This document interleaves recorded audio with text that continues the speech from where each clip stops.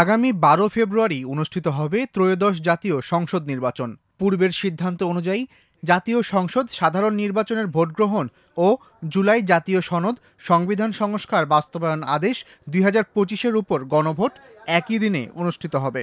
১১ December জাতির উদ্দেশ্যে দেওয়া ভাষণে নির্বাচনের তফসিল ঘোষণা করেন প্রধান নির্বাচন commissioner CEC AMM Nasir Uddin. ছাত্র জনতার অভ্যুত্থানের মুখে গত বছরের ৫ আগস্ট আওয়ামী লীগ সরকারের পতন হয়।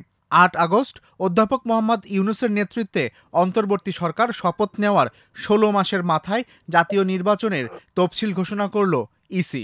২০২৬ সালের ফেব্রুয়ারি মাসের ১২ তারিখ রোজ বৃহস্পতিবার ৩০০ আসনে ত্রয়োদশ জাতীয় সংসদ সাধারণ নির্বাচন এবং একই সাথে জুলাই জাতীয় সনদ সংবিধান সংস্কার বাস্তবায়ন আদেশ ২০২৫-এর উপর গণভোট অনুষ্ঠিত হবে। ত্রয়োদশ জাতীয় সংসদ নির্বাচনের জন্য মনোনয়নপত্র দাখিলের শেষ তারিখ আগামী ২৯ ডিসেম্বর ২০২৫ রোজ সোমবার।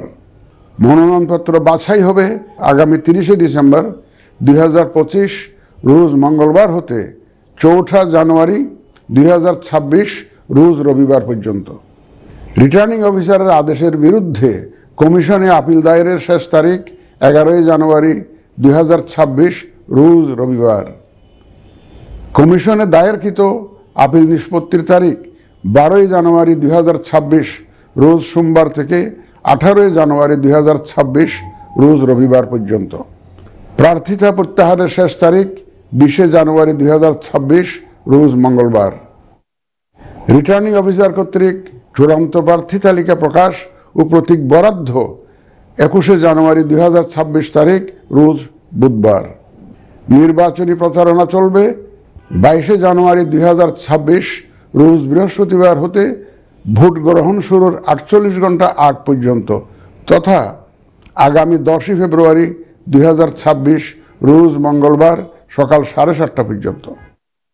ভোট গ্রহণ হবে ২০২৬ সালের ফেব্রুয়ারি মাসের ১২ তারিখ রোজ বৃহস্পতিবার।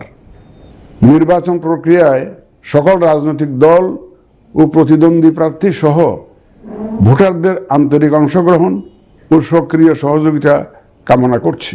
ভাই বোন সন্তানদের রক্তের উপর দাঁড়িয়ে সুন্দর সুষ্ঠু নির্বাচন অনুষ্ঠান আয়োজন করা নির্বাচন কমিশনের অঙ্গীকার বলে জানান সিইসি।